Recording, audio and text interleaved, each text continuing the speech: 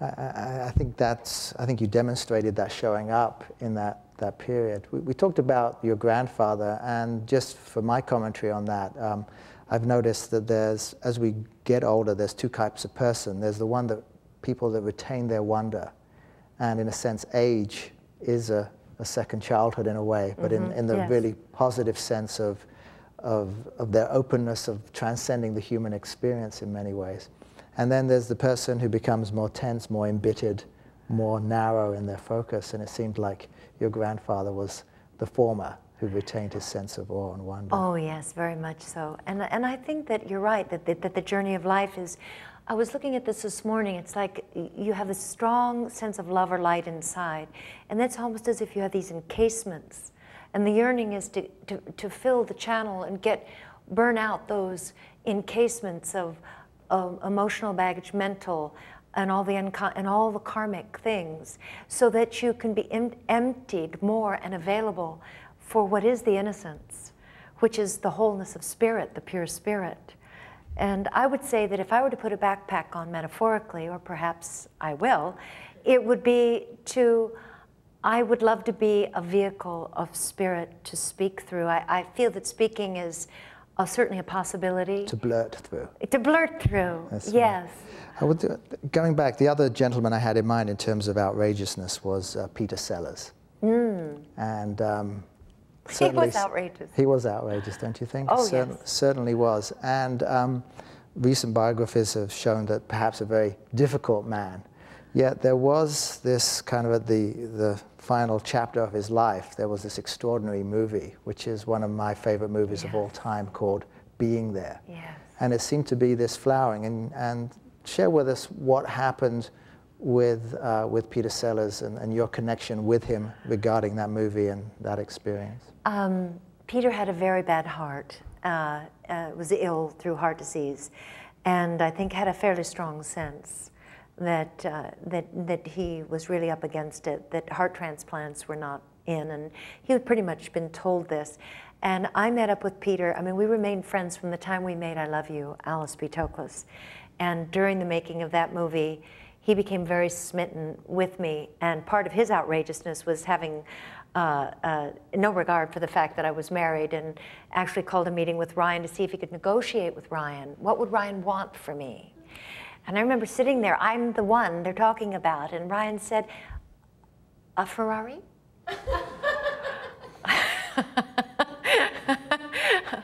I was a little dismayed, but anyway, those are more the other kind of stories. But so he was out. So you were watching Ryan and Peter have a wonderful for time. you. Yes, they had a joint and began to negotiate for me. Okay. And I think that the only fact that was in my stead in remaining with Ryan is that we had a baby. I really felt that way as this was going on. And I loved Peter dearly, but he really was outrageous. You know, he did many wild and wonderful things. He introduced me, in fact, to Ravi Shankar, who later became a very important person in my life as well. And so Peter and I remained, and he sent me to India and so forth. We remained dear compatriots. And my life went on, and I married again to a man who became an important head of a studio and was an important agent in the film business. And we were over in Cannes for the film festival, staying at a very beautiful hotel.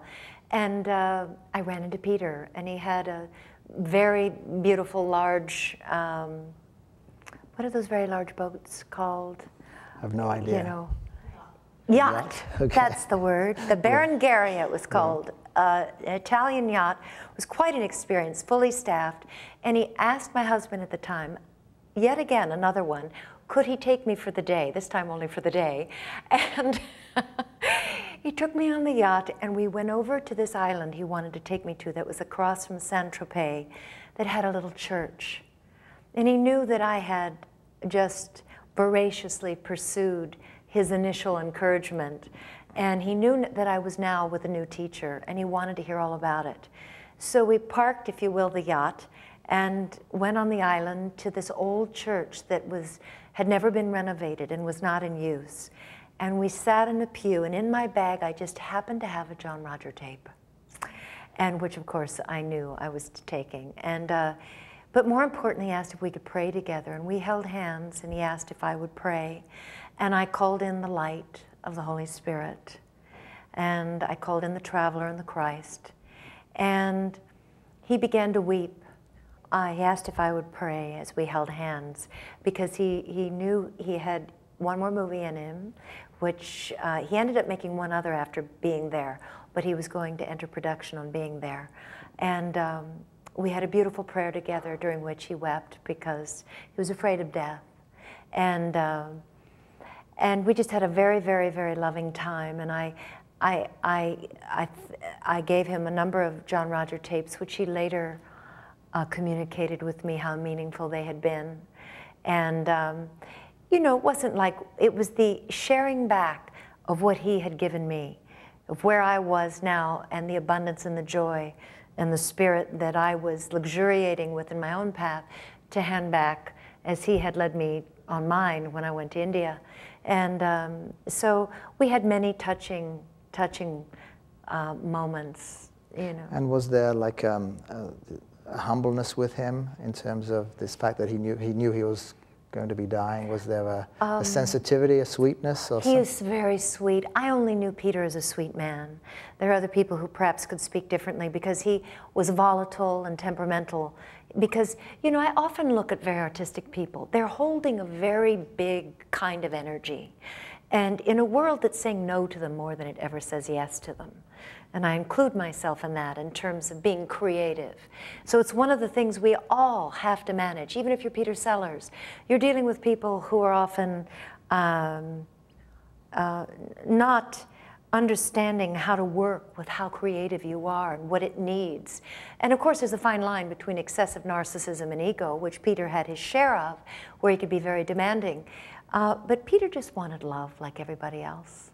Well, something came across him being there, which I felt quite extraordinary. And I remember in the movie when the old man dies, I think Shirley MacLaine's husband at the time, and there's a scene that always struck me at the time where Peter Sellers or Chauncey Gardiner is crying at this, is very touched and very moved. And I wonder if that, do you feel there was any connection between the realization of his own death coming at that time? Or I'm sure he played that out, and I'm sure he used it as any good actor would. You know, he was up against high stakes, which was his dying.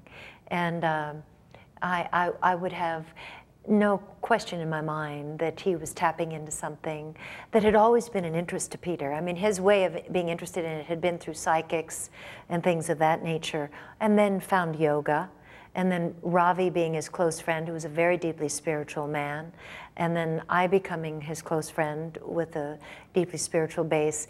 That was something I'm sure that was a legacy of friendship, of energy around him that he tapped into. And Shirley as well, being in the movie with her path, who has been a lifelong acquaintance of mine.